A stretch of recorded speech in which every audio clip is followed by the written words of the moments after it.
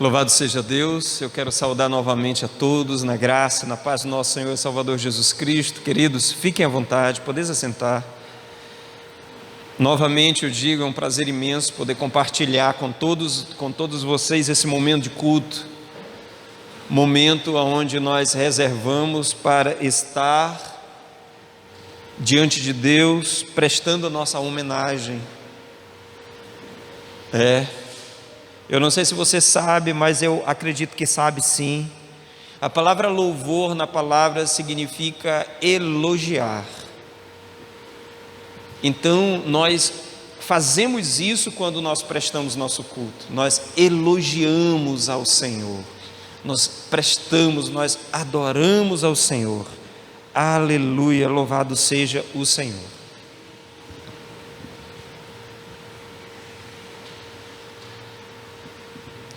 Queridos amados irmãos, eu quero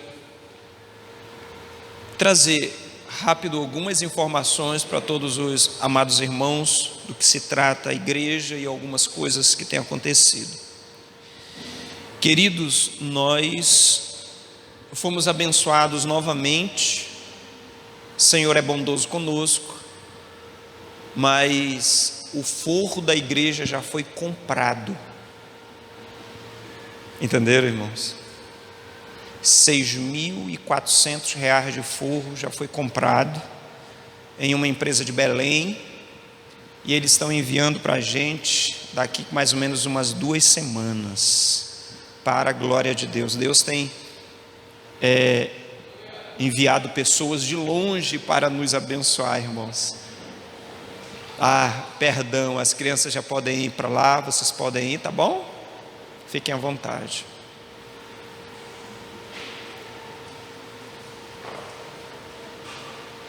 Podem ir.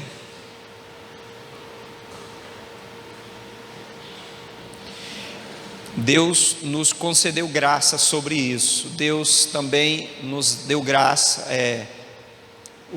Já veio uma pessoa medir todos os vidros de todas as janelas e portas. Se Deus quiser, daqui para terça-feira esses vidros vão estar colocados para a glória de Deus também. Nós temos 2 centrais funcionando, a nossa energia não suporta a terceira, então logo vai estar a terceira funcionando também. Vamos mudar a energia da igreja para trifásico, tá bom? Mas eu peço à igreja, provavelmente no mês de julho vamos estar forrando a igreja. Eu peço a quem puder vir para cá ajudar. O meu mês de férias, eu vou estar em férias em julho lá da Emater, e eu vou estar aqui também para ajudar a forrar a igreja. Então, se tiver os amados irmãos que puderem vir ajudar nisso, fomos abençoados com a compra do forro. Agora precisamos colocar o forro, tá bom? Tem sobre isso, eu acredito que é só. O Senhor é bondoso conosco, e isso somos gratos. Queridos amados irmãos, tem várias pessoas que nos visitam. Nós não fazemos coleta de oferta, nós não fazemos esse tipo de coisa durante o culto. Então, se você quiser abençoar toda a igreja, já são todos que são membros daqui já sabem as suas responsabilidades e eles já fazem as suas doações comumente. Mas se alguém em nosso meio quer ajudar essa obra, no final do culto você tem liberdade de fazer a sua doação naquele móvel de madeira que se encontra ali no canto. Queridos, Tiago capítulo 1 versículo 27, e a verdadeira religião é essa: visitar os órfãos e as viúvas nas suas necessidades e guardar-se incontaminado do mundo. Nós primamos, querido, pelo trabalho social que a igreja precisa desempenhar na terra. Hoje tivemos a oportunidade de criar o Facebook da igreja. Então a igreja já tem Facebook, queridos. Nós iríamos transmitir ao vivo através do Facebook, mas como eu já estou ficando velho, eu configurei aquele roteador e esqueci a senha. Então vou ter que reiniciar ele ou colocar um computador para me resgatar a senha. Tá bom? Mas o que eu estou dizendo a vocês é que nós primamos, e eu coloquei no status lá, na função nossa lá no Facebook que a comunidade tem. Eu já coloquei, acredito que alguém aqui já recebeu algum convite, né? Eu saí clicando lá, tudo quanto é botão, provavelmente você tenha recebido. Se não recebeu, vá lá e a gente aceita você de bom grado. E lá eu coloquei que a nossa função que a gente tem que colocar é não só trabalhar o espiritual, mas nós trabalhamos também o social. E esses alimentos aqui na frente já faz parte de uma iniciativa de toda a igreja, aonde nós arrecadamos alimentos, montamos cestas básicas e ajudamos não só irmãos nossos que estão passando dificuldade, luta, privações, mas também pessoas de fora que da mesma forma precisam, e à medida que chega ao nosso conhecimento, ou o conhecimento da irmã Márcia, que é a responsável por isso, acredito que tem sido uma bênção para ajudar, claro, mediante as nossas limitações. Tá bom, queridos?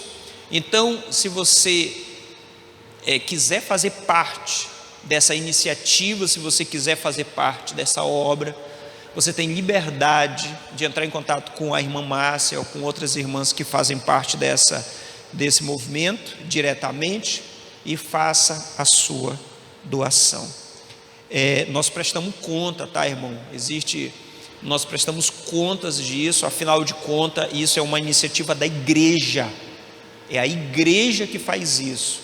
Não é a irmã Márcia ou qualquer outra pessoa ou a liderança, não, é a igreja, a iniciativa é da igreja. Então é importante que a igreja também entenda ou seja esclarecido quanto aos donativos que elas mesmas fazem a doação. Tá bom? Nós tivemos logo pela manhã, queridos, a nossa escola bíblica dominical. Nós temos a escola bíblica a partir das 9 horas da manhã. Infelizmente, ainda, por enquanto, nós não estamos fazendo a escola bíblica de forma presencial. Nós não estamos fazendo. Exatamente para dar um pouco mais de tempo, temos 2 reuniões semanais na igreja.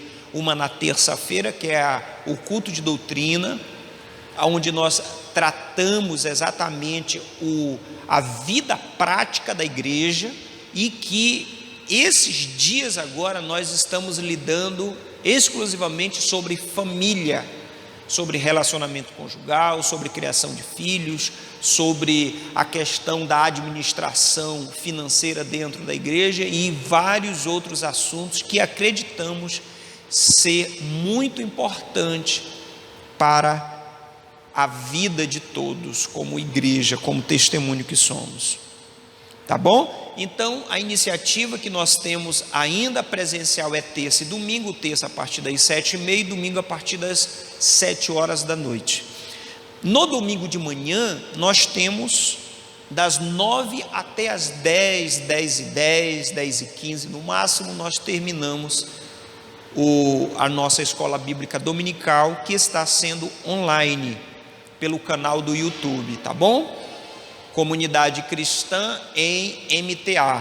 É só você que ainda não está inscrito, se inscreva, ative todas as notificações, que você vai ser notificado quando apresentar cada vídeo novo, tá bom? E quando nós iniciarmos as nossas lives, você também vai ser notificado, tá bom? E pela parte da manhã, nós apresentamos um assunto, queridos.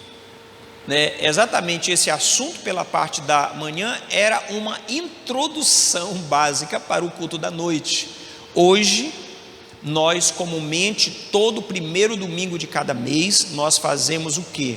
Nós reservamos esse momento para nós participarmos de um memorial apresentado pelo Mestre no capítulo 27 de Mateus. Então ele apresentou para a gente esse memorial, que é a ceia do Senhor. Ele apresentou para a gente em meio à construção da Páscoa, uma festa judaica que tem a sua origem lá no Egito, quando o povo foi liberto de lá. E o Senhor apresentou para a gente esse memorial, essa cerimônia, de uma maneira especial, que é exatamente qual é o especial disso, o que isso de fato significa para a gente. E exatamente aí é onde eu quero ler um texto com os amados irmãos. Você pode pegar a sua Bíblia, por favor, abra no livro de Êxodo, capítulo 12, não é o 2, é o 12, amém? Capítulo 12, por favor, versículo 27, depois nós voltamos no texto para lermos mais, mas eu só quero ler por enquanto o versículo 27 de Êxodo capítulo 12, amém, louvado seja Deus. O versículo 26, só para vocês entenderem, a partir do 26 ele diz: então os seus filhos perguntarão, o que significa esta cerimônia? E vocês responderão, é o sacrifício da Páscoa para o Senhor, pois ele passou por sobre as casas dos israelitas no Egito, e embora tenha abatido os egípcios, poupou nossas famílias. Então todos que ali estavam se prostraram e adoraram. Eu quero orar. Soberano Deus, maravilhoso Pai, eu te agradeço pela grandiosidade da tua palavra, que é viva e eficaz, mas cortante do que uma espada de 2 gumes, apta de separar juntas e medulas, alma do espírito, e capaz de discernir todo o propósito do coração humano. Senhor, obrigado por ela. Obrigado, Senhor, porque esse manual ele tem nos orientado. Obrigado porque esse manual tem nos conduzido, tem esclarecido à nossa frente, Senhor, o caminho pelo qual precisamos andar. Obrigado, Senhor, esclarece-nos mediante a ele, pela ação graciosa e grandiosa do teu Espírito, movendo o nosso interior para compreender, e não só isso, mas para viver segundo ela, em o nome de Jesus, amém. Podeis assentar, fiquem à vontade. Eu só quero fazer uma menção. O livro de Hebreus, queridos, deixa claro que toda a perspectiva do Antigo Testamento, ela vem para a gente como uma maneira de nos apresentar apenas resíduos de algo que viria mais tarde. O Antigo Testamento ele funciona como sombra de coisas que viriam a ser manifestadas, E quando se trata da Páscoa, é exatamente isso. A Páscoa nada mais é do que sombra daquilo que viria como memorial para a gente hoje, que é a ceia do Senhor. É importante que eu entenda um pouco sobre a Páscoa israelita, para que eu entenda um pouco mais sobre a ceia do Senhor, porque para muitos cristãos, ceia é só aquele momento onde nós comemos um pedacinho de pão e tomamos um pouquinho de suco de uva, é só aquele momento, Parece que não tem tanto significado,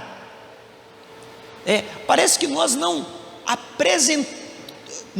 nos apresentamos com os sentimentos oriundos ao momento pelo qual nós precisamos passar.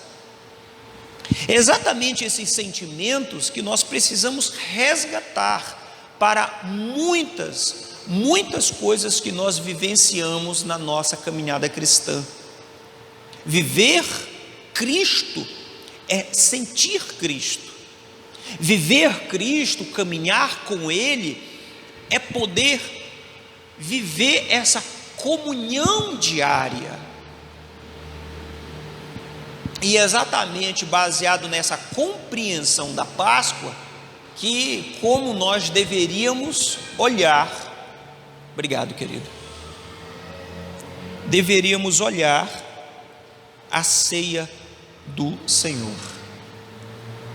Bom, nós já lemos de inúmeras vezes 1 Coríntios capítulo 11, relatamos versículo após versículo do que se trata a ceia do Senhor. Do que se trata a ceia, irmãos?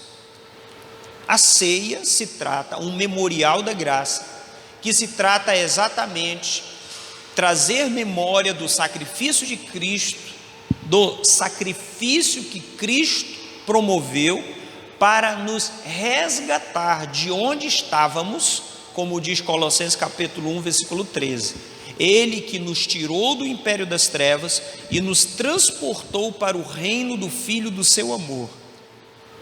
Bom, até então, é importante que a gente olhe para trás, note o sacrifício, perceba a minha condição como pessoa e aonde eu fui resgatado, aonde é a minha relação direta com esse sacrifício.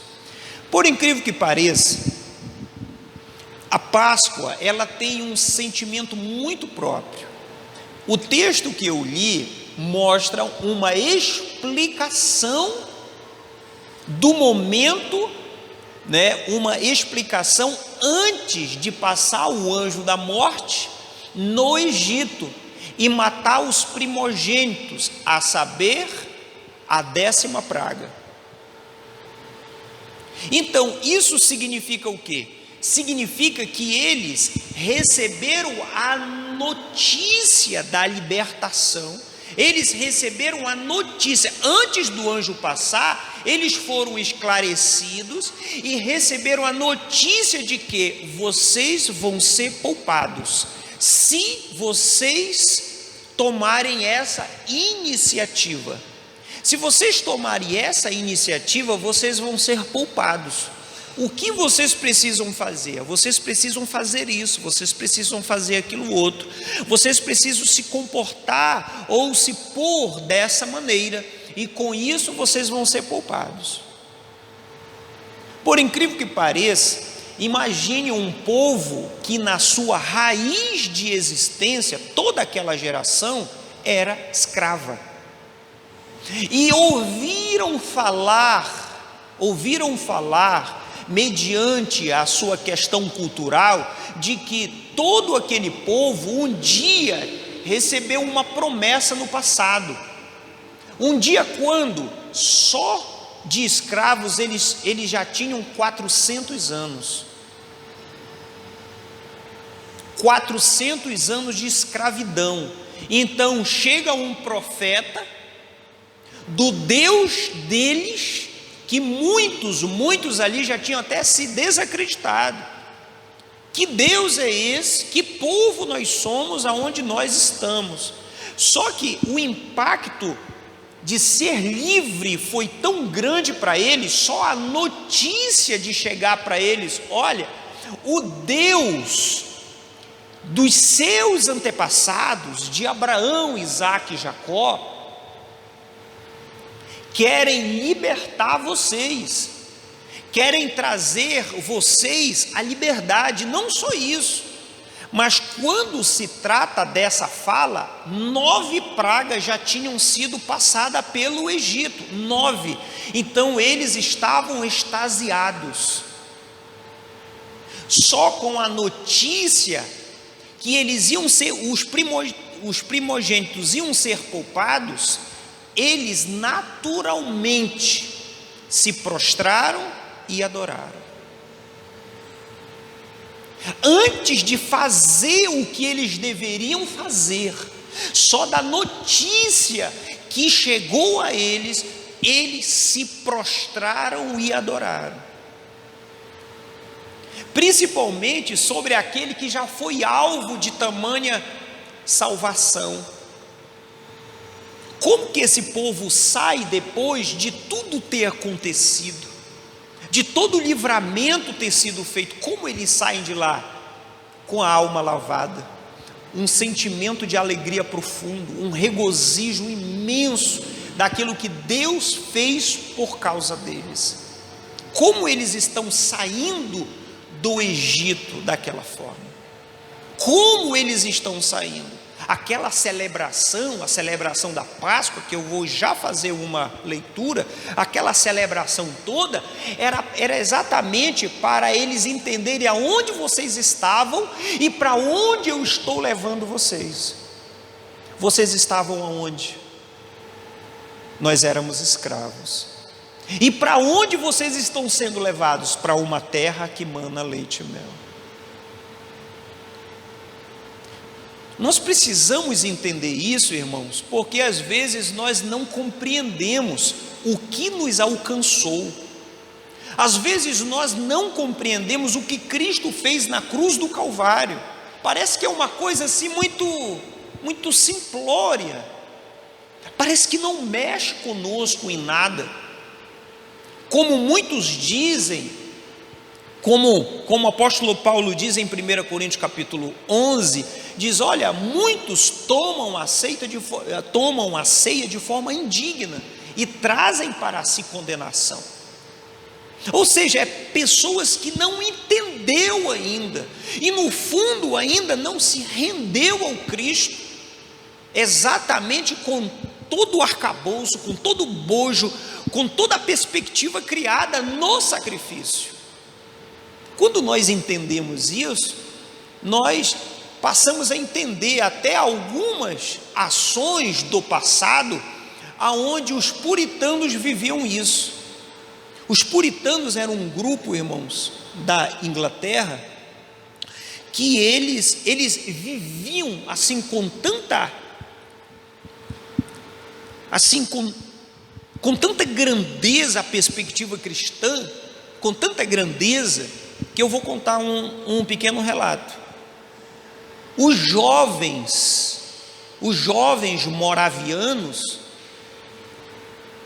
que era de uma pequena aldeia, na perspectiva da salvação do Cristo, os jovens moravianos, eles se vendiam como escravos para pregar o evangelho aos escravos. Eles sabiam que a perspectiva da vida estava completamente envolvida naquilo que o Cristo tinha promovido a eles. Eles estavam mortos e o Cristo promoveu vida. A vida que eles tinham, eles queriam, porque queriam usá-la para glorificar aquele que tinha dado vida para eles. Parece que esse sacrifício, ele precisa ter um significado ainda maior do que para os judeus, para os israelitas, teve a saída de uma escravidão de 400 anos. Mas para eles, aquilo era tão forte, que a vida, que o memorial que eles faziam não era de 5 minutos como fazem as igrejas evangélicas. O memorial deles era uma semana. No primeiro mês do ano, irmãos, 14º dia ao 21º dia, eles se separavam e a comida deles era só pães asmos, pães sem fermento, ervas amargas e o cordeiro assado. Mas por que isso? Era exatamente para eles sentirem na pele aonde eles estavam, o que eles eram e o que Deus proporcionou para ele. Quando nós entendemos essa perspectiva, nós entendemos o que Cristo fez quando nos abraçou, quando nos acolheu, estando nós mortos em nossos delitos e pecados. Nós começamos a entender o que de fato significa a vida cristã, o que significa de fato viver Cristo, porque nós nos despercebemos disso. Vocês sabem por quê, irmãos? Porque tem muita coisa à nossa volta. A preocupação do apóstolo João, quando ele escreve na sua primeira carta, diz: cuidado com as concupiscências, com os desejos da carne, né? Cuidado com a ostentação dos bens, a soberba da vida. Cuidado. Então, o que acontece conosco? Nós somos impactados de certa maneira pelo que Cristo fez, pelo que Ele proporcionou. Nós estávamos mortos, perdidos, e fomos achados. Mas nós vivenciamos a nossa cristandade de forma que o mais importante é sobreviver nesta terra. Eu já perguntei para algumas pessoas, e eu pergunto de novo: o que é mais importante para a gente? A vida aqui nesta terra ou a vida depois dela?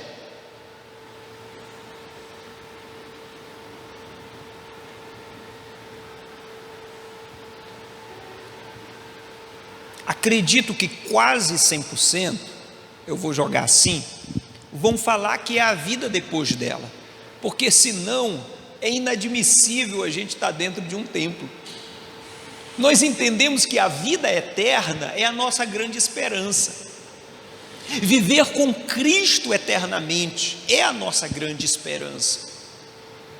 Então a vida nesta terra, ela tem um nível, mas a vida eterna, ela tem um nível maior. Só que na nossa vivência cristã, nós nos despercebemos disso, ao ponto que nós damos muito mais crédito para a vida aqui nesta terra, realizações, sonhos, ou seja, nos enchemos de tanta coisa, de tantas coisas, e esquecemos o porquê que Cristo foi na cruz do Calvário.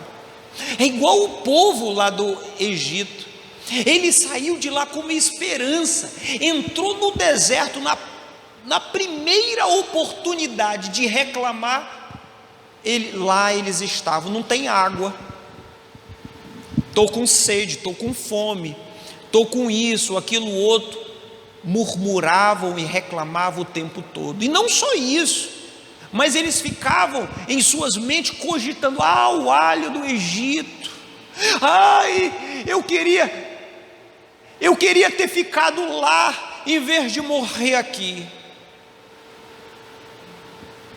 Muitos pregadores acabam fazendo essa alusão entre sair do Egito ou deixar o Egito sair de dentro da pessoa.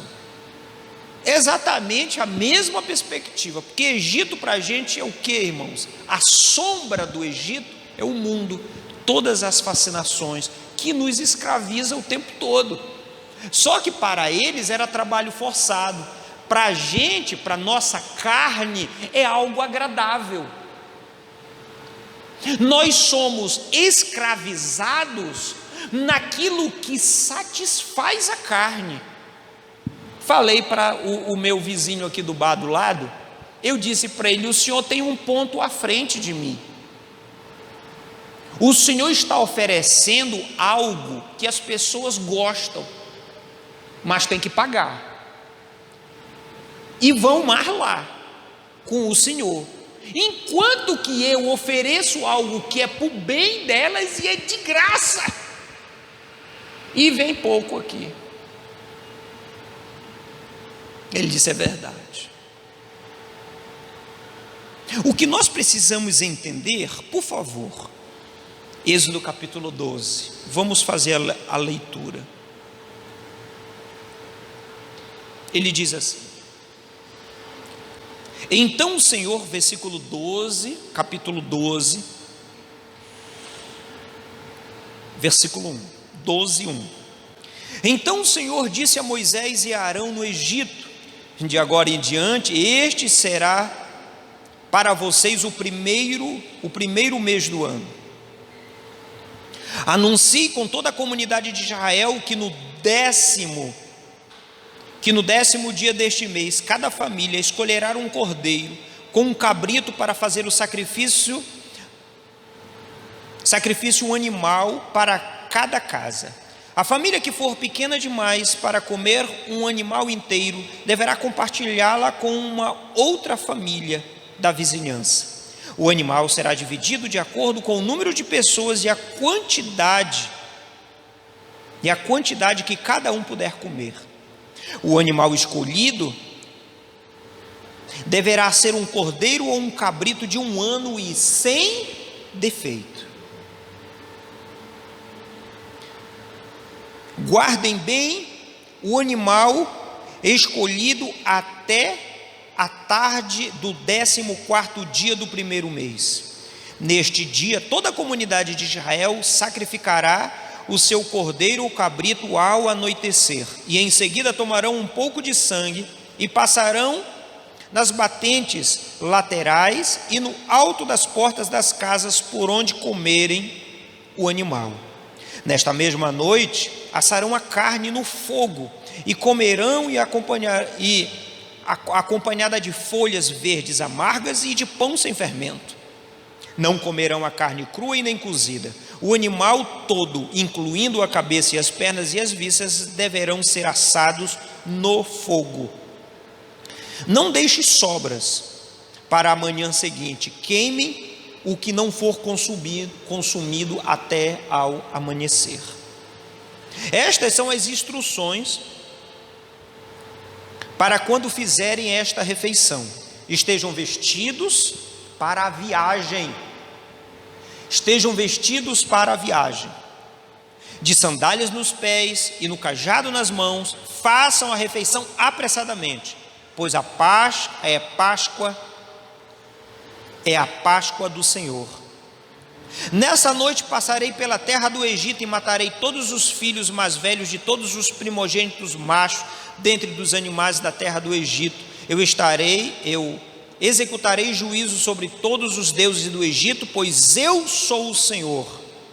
Mas o sangue nos batentes das portas servirá de sinal e marcará as casas onde vocês estão. Quando vir o sangue, eu passarei por sobre aquela casa. E quando eu ferir a terra do Egito, a praga da morte não os tocará. Tem alguma semelhança quanto à perspectiva do sacrifício de Cristo aqui em muitos aspectos. Eu pude adentrar um pouco na nossa escola bíblica dominical, alguns deles. Comam apressadamente, saiam imediatamente do Egito. Quando uma pessoa, de certa forma, encontra a perspectiva do Cristo, na grandeza pelo qual é um cordeiro sem defeito, apresentando e trazendo alusão ao grande sacrifício de Cristo na cruz do Calvário, a perfeição disso, ele diz: olha, depois que o espírito da morte passar, irmãos, para a gente o livrar do espírito da morte é exatamente o que o princípio do texto diz: aquele que nos tirou do império das trevas, nos tirou da morte para a vida. Ele nos livra da morte para a vida em Cristo Jesus. Toda a perspectiva da Páscoa traz alusão clara à perspectiva de Cristo Jesus para nós hoje, mas a gente insiste em não prestar atenção quanto a isso. Por isso que hoje, quando nós participamos da ceia, nós participamos exatamente, não só com os sentimentos próprios, mas entendendo e sabendo discernir claramente a perspectiva do corpo, como diz no versículo 27 de 1 Coríntios 11. Discernir é conhecer, é saber. Incrível que esse povo estava vivendo e eles tinham tudo isso para fazer. E todas essas sombras, como deixar imediatamente, é exatamente a perspectiva de alguém que se rende ao Cristo e que se converte de fato para as boas novas declaradas dele. O que isso significa? Exatamente esse transpasse espiritual. Nós não somos tirados dessa terra. Nós continuamos aqui. O Cristo, ele nos arrebata para ele. A vivência de um reino das trevas agora é transportado para o reino do Filho do seu amor. Agora, esse sandália nos pés fala exatamente da conversão. Como é a conversão em Cristo, irmãos? Como é a conversão em Cristo? É quando eu creio, é quando em certa expectativa eu coloco de fato o sangue aspergido nos umbrais da minha vida. Eu coloco o sangue na parte superior da porta da minha vida. É quando de fato reconheço da onde eu estou saindo e para onde eu estou indo. Quando eu entendo isso, irmãos, isso me arrebata. Isso me tira exatamente do mundo onde eu estou para um mundo completamente diferente. É essa perspectiva. É isso que nós precisamos entender com a ceia do Senhor, fazendo alusão à perspectiva da Páscoa. Eu parei no versículo: não os tocará. Se eu não me engano, a letrinha é tão pequenininha que mesmo de óculos não dá de ver. Mas eu estou no 14, é isso, irmãos? Obrigado. Esse será o dia a ser recordado. Todo ano, de geração em geração, vocês o celebrarão como festa especial para o Senhor. Essa é a lei permanente. Durante 7 dias comerão pão sem fermento, e no primeiro dia da festa removerão das casas qualquer quantidade de fermento. Quer comer pão com fermento durante algum desses dias da festa, você será eliminado do meio de Israel. O que o nosso mestre Jesus falava sobre fermento? Vocês lembram daquela perspectiva que ele estava no barco e disse para ele, ele estava falando sobre o fermento e sobre pão e fermento, e os discípulos não estavam entendendo, e ele deixou isso muito claro. Não, eu estou falando sobre os ensinos dos fariseus. É exatamente a contaminação. Nós somos contaminados, irmãos.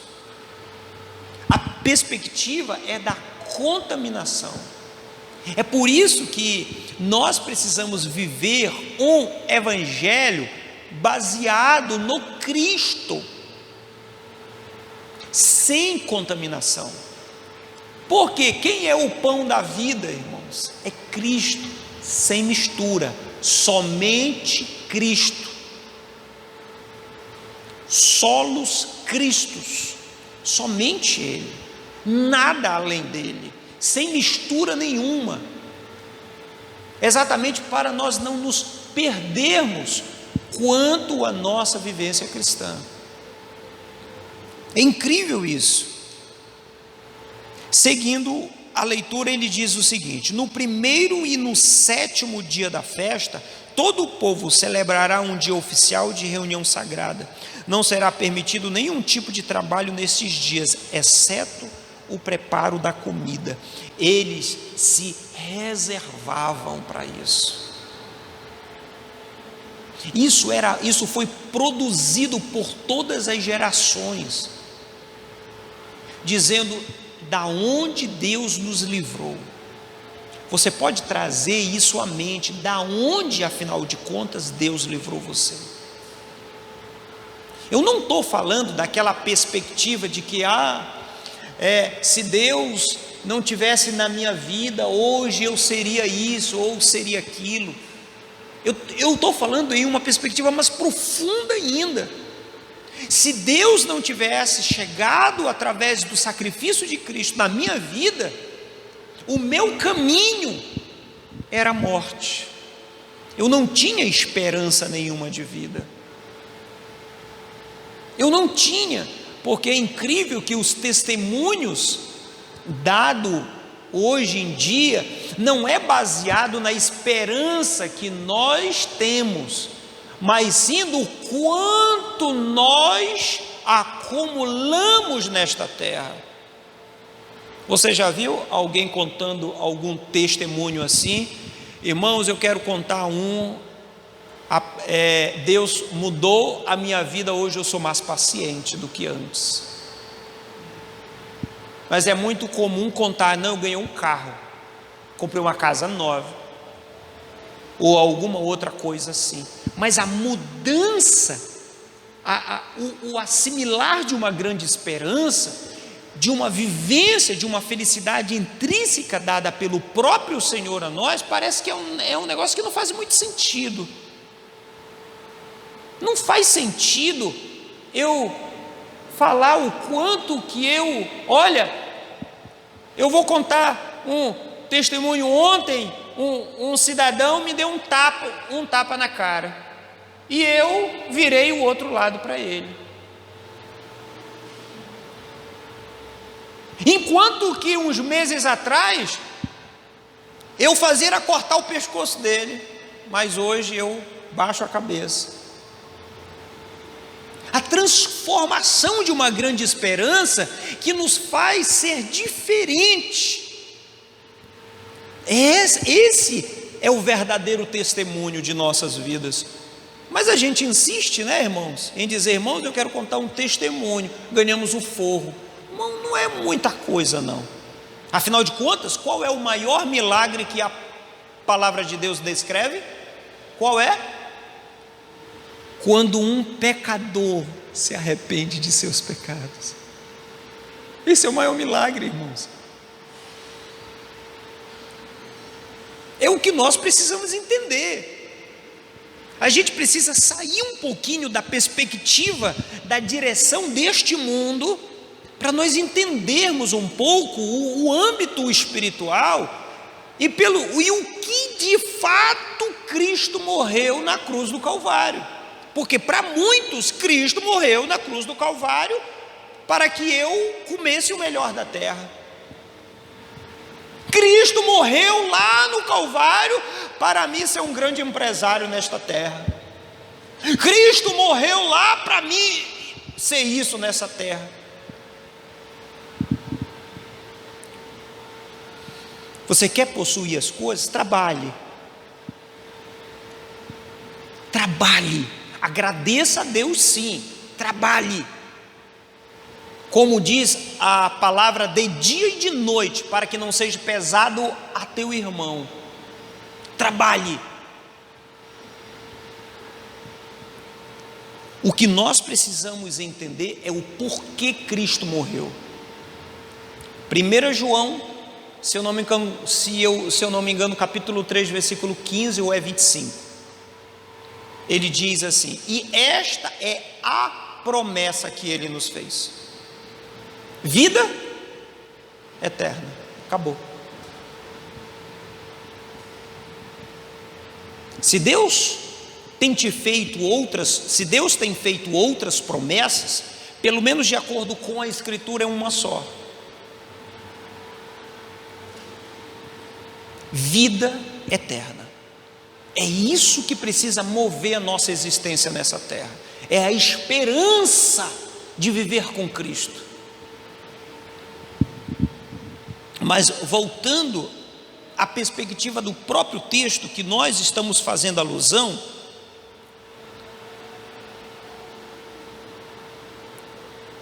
paramos em qual versículo, irmãos?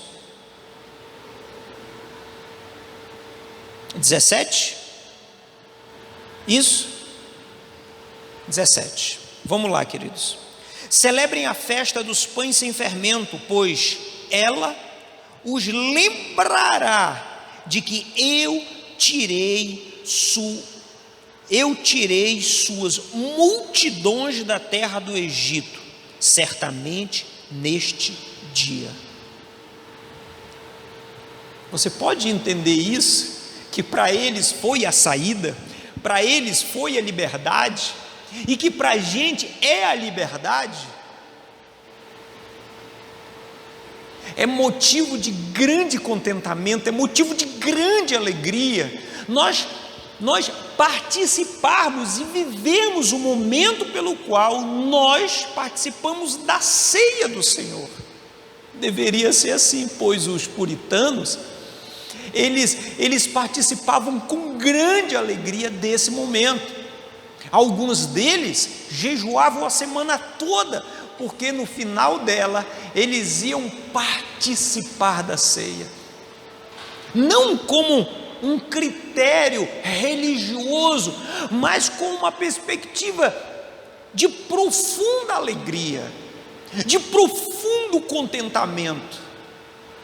Você sabe, você já recebeu algo tão precioso na sua vida que você ficou sem palavras? Um presente assim que você ficou extasiado? Já? Você recebeu um, que foi Cristo na cruz do Calvário. Isso é grandioso demais. Só de nós trazermos à memória o que Cristo fez, isso nos arrebata. As nossas pernas começam a tremer, o desespero em nosso coração começa a bater só de pensar: Senhor, o Senhor fez isso por mim.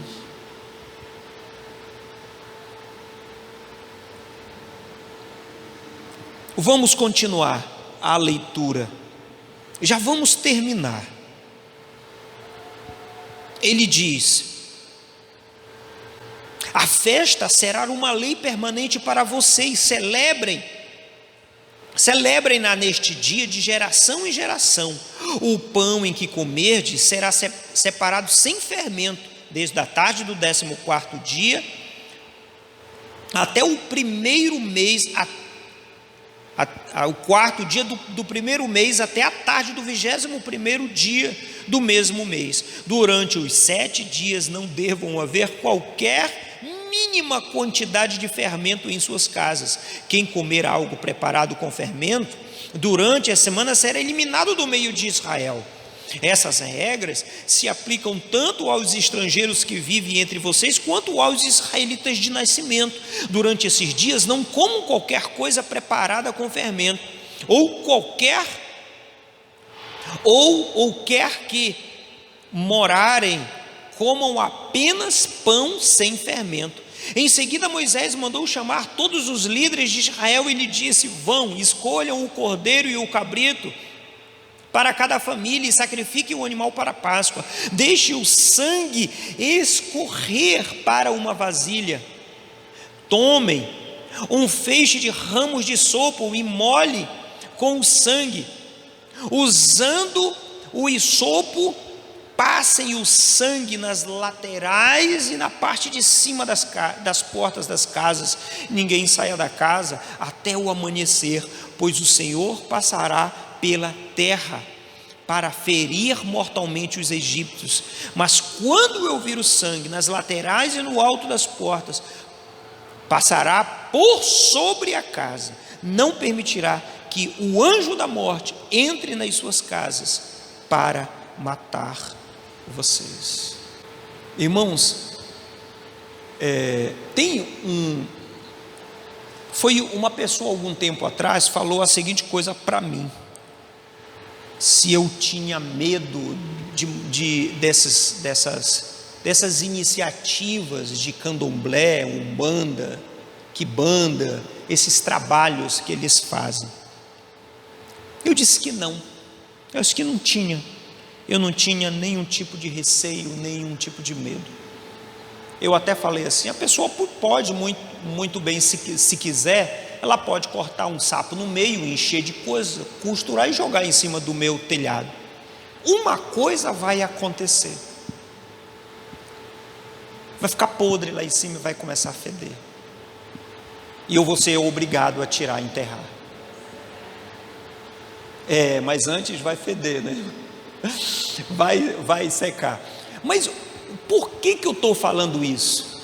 Porque tem muita gente usando a proteção de Deus como um talismã para a vida na terra. Nós estamos passando por esse Covid, essa pandemia, e muitos não usam máscara, porque tem fé que Deus vai livrar, e muitos que falaram isso já morreram. Aí eu só faço lembrar do Cristo lá no deserto, quando o diabo diz: olha, está escrito, ao Senhor dará ordem aos seus anjos que Ele vai cuidar de vocês e não vai fazer você tropeçar em nenhuma pedra. Você sabe, Ele usou o texto bíblico. Jesus poderia pegar o texto bíblico, mas não. Ele não usou o texto bíblico para benefício próprio. Ele diz: também está escrito, não tentarás o Senhor teu Deus. A proteção de Deus é exatamente no campo em que a gente não percebe, que é o campo espiritual. Pois aquele que está em Cristo, o diabo não o toca. Eu não estou falando no corpo, irmãos, eu estou falando na perspectiva da esperança eterna. Nós somos mais que vencedores, não somos, irmãos? Nós somos mais que vencedores, mas todos esses textos, você é mais que vencedor contra o pecado, irmãos. Deus te deu capacidade de falar não para o pecado. É exatamente sobre essa perspectiva que o texto nos aponta, para nós não nos desesperarmos em meio às situações, porque o Senhor, nós temos a nossa grande certeza do seu cuidado. A frase que me vem à mente é de Ananias, Misael e Azarias, lá à beira daquela fornalha. Ele diz: ó rei, sabes tu que nós não nos prostraremos diante da tua imagem. Se o Senhor quiser nos livrar, Ele livra, mas se não quiser, não tem problema nenhum, nós não vamos nos prostrar. Será que nós temos esse mesmo sentimento quando nós olhamos para o Cristo, realmente nos jogar em seus braços, dizendo: Senhor, não importa o que vai acontecer comigo, importa que eu sou teu, eu sou propriedade tua. Eu sempre digo algo, as pessoas às vezes não entendem isso, mas eu digo a seguinte coisa, eu digo: com Jesus, eu só quero estar com Jesus, e com Jesus eu vou até para o inferno, porque eu não tenho medo de inferno, eu só quero estar com Cristo. Vocês entendem isso, irmãos? É Cristo que é importante para a gente, e se Cristo é importante, eu preciso fazer apenas entender o que Ele fez na cruz do Calvário. Quando eu entendo, a minha vida tem expectativas diferentes. Eu não me deixo ser engolido pelo Egito, que é este mundo. Eu vivo de fato numa perspectiva nobre e célebre em viver Cristo com tudo o que sou. É isso que nós precisamos entender. Esse povo viveu Cristo. É incrível que na perspectiva israelita, viver Deus era viver completo, tudo deles. Afinal de contas, eles eram regidos dessa forma. Nós somos regidos de uma maneira espiritual na nossa vida, mas somos também sujeitos às autoridades. Lá era tudo, a lei abrangia tudo, até questão de limpeza, tudo estava escrito para eles viverem. Lembrem-se de que estas instruções são uma lei que vocês e seus descendentes deverão cumprir para sempre, quando entrarem na terra em que o Senhor prometeu em lhe dar, continuarão a realizar esta cerimônia. Então os seus filhos perguntarão: o que significa esta cerimônia? E vocês responderão: é o sacrifício da Páscoa do Senhor, pois ele passou por sobre as casas dos israelitas do Egito, e embora tenha abatido os egípcios, poupou nossas famílias. Então todos que ali estavam se prostraram e adoraram. Todos se prostraram e adoraram.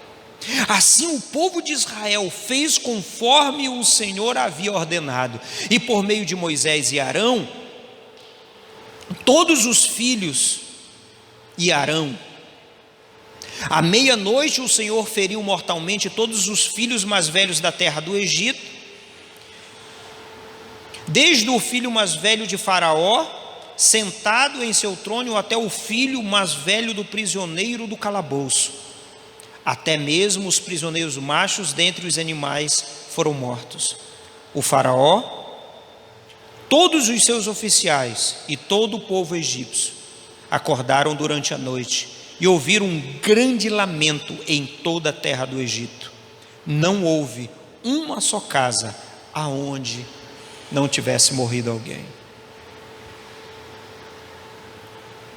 Nós precisamos entender em que tudo, exatamente tudo que eles experimentaram, foi apenas para deixar, eles viveram ali, mas hoje serve como sombra para testificar de uma obra ainda maior. Só para fazer alusão e fazer um pequeno paralelo sobre sombra e realidade, vocês lembram que o texto bíblico diz que tem duas casas aonde Deus mora, ou uma onde Deus morava e uma onde Deus mora, a primeira e a segunda casa. O texto bíblico, quando ele fala da primeira casa, que é a construção, o tabernáculo, o local santíssimo, onde tinha a arca da aliança, onde Deus se fazia presente, não era qualquer pessoa que entrava, a não ser o sumo sacerdote, uma vez por ano e devidamente conduzido para tal ato. Caso contrário, ele era morto pelo Senhor. Aquela casa tinha uma glória aonde saía a fumaça de lá, todo mundo tinha medo, ninguém podia entrar. Mas aquilo era só sombra. A glória da segunda casa, que somos nós, seria maior. Mas parece que não entra na nossa cabeça isso, irmão. Parece que não entra na nossa cabeça, porque os grandes e poderosos milagres da época não estão sendo conduzidos a partir de nós, não é? Parece que não tem, não, irmão. Eu quero andar e quero passar, e as pessoas se levantando, sendo curadas. A gente sempre faz alusão àquela perspectiva meramente humana para isso, mas a glória é ter Deus morando dentro do homem. A glória de tirar o homem da sua condição deplorável e proporcionar vida. A glória aonde essa pessoa vai viver eternamente com Ele. Eu sempre digo que nós não somos melhores do que ninguém. A diferença é que o Senhor nos proporcionou luz para caminharmos na sua direção. É isso que precisa fazer sentido para a gente. Precisa fazer sentido. O momento da ceia do Senhor é o momento onde eu trago a alusão com um sentimento de gratidão, de amor, de constrangimento. Sabe, irmãos, é quando eu reconheço que eu não deveria estar aqui, que eu não deveria estar pregando para vocês, que aparentemente é uma injustiça eu estar aqui hoje, mas o Senhor me proporcionou graça para estar aqui. Foi Ele, isso foi iniciativa dEle, não minha. Porque se for por mim mesmo, irmãos, eu não subiria nessa tribuna. Se for por mim mesmo, eu não me atreveria a fazer isso. Mas é por causa dEle. A glória é para Ele. Tudo é dEle. Então, como e de que maneira eu celebraria isso, comendo o pão e bebendo o cálice, sem entender a profundidade do ato de Cristo Jesus na cruz? Eu preciso entender isso. Ceia do Senhor. Quem pode participar, irmãos, é a igreja. Quem é a igreja? Todos os convertidos em Cristo Jesus. Todos os que foram tirados do império das trevas e foram levados para o reino do Filho do seu amor. Todos que se lançaram na perspectiva do Cristo. Todos que vivem isso. Só para esclarecer alguns outros irmãos que estão conosco, que fazem parte de outras igrejas. Irmãos, versículo 28 de capítulo 11 de 1 Coríntios diz, ele diz, 1 Coríntios 11, 28, portanto, examine-se antes de comer o pão e beber o cálice. Ele diz, portanto, examine-se antes de comer o pão e beber o cálice. Primeiro examine e depois coma. Tem a opção de não comer? É só você ler o texto todo. Existe a opção de não comer? Não li. Ainda não vi, irmãos. Se você ler aí, me mostre depois. A igreja de Cristo participa da ceia. Porque o salvo em Cristo Jesus, mesmo que ele cometa algum erro, ele reconhece. Ele faz o que está escrito em 1 João capítulo 2, versículo 1. Filhinhos, essas coisas eu vos escreveis para que não pequeis, mas se todavia alguém pecar, temos um advogado junto ao Pai, Jesus Cristo justo, que é a propiciação não só pelos nossos pecados, mas pelo mundo todo. É o que nós precisamos entender. Não é você, mas é Cristo em você. É isso que nos transforma, é Cristo. É isso que nos faz entender, é isso que nos arrebata na nossa vivência, é Cristo. E a perspectiva de Cristo em nós, irmãos, é a esperança da glória. É Cristo.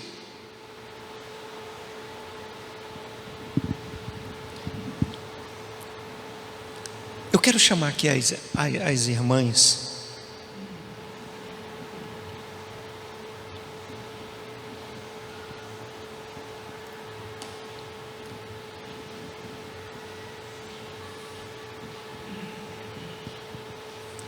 Alguém já ouviu falar sobre transubstanciação?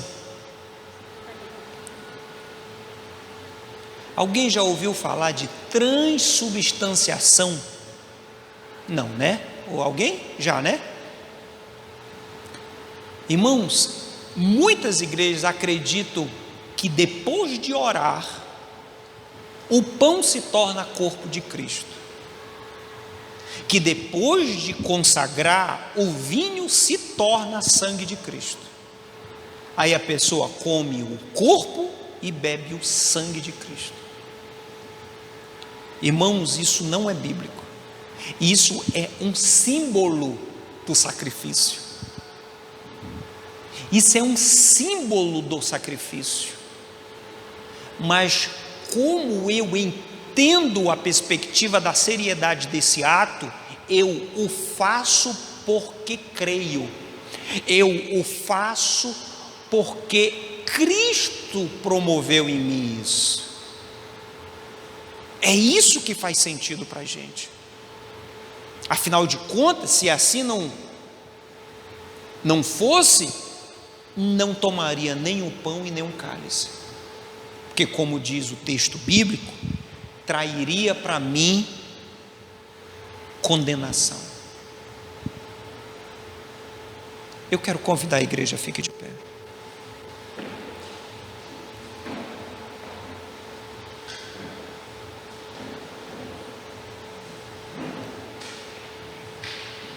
Muitos se alegram por algo que vai vir, como esse povo se alegraram, festejaram, se prostraram e adoraram, porque foi falado para eles que o anjo não ia tocá-los, que o anjo da morte não iria tocá-los. Então eles ficaram extremamente gratos por algo que ia acontecer.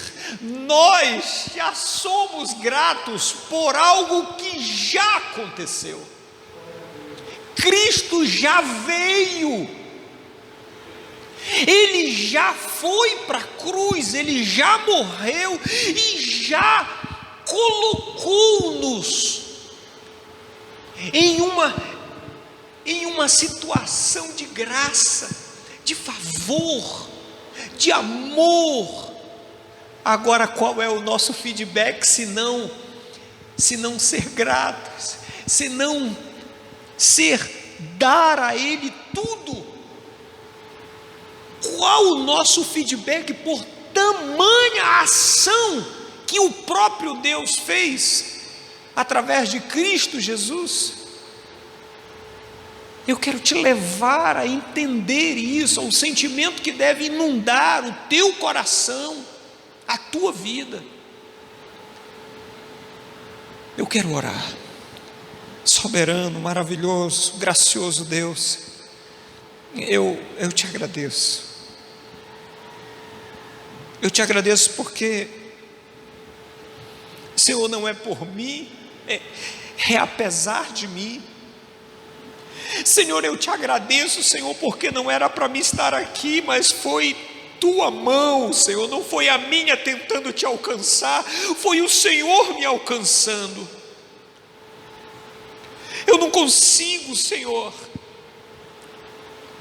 eu não consigo olhar para mim mesmo e tentar ver esperança à minha frente, mas quando eu olho para Ti, eu me encho de alegria, eu me encho de regozijo, eu me encho de esperança, eu me encho, papai, Deus, de satisfação, de gozo. Papai, quando eu olho para Ti, eu me sinto constrangido.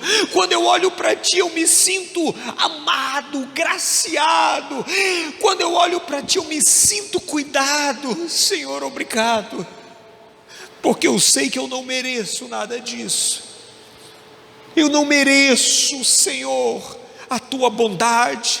Eu não mereço, Senhor, ser conduzido ao céu, mas isso foi iniciativa Tua, Senhor, e nos proporcionou isso, e eu sou grato, Senhor, eu sou grato por tudo.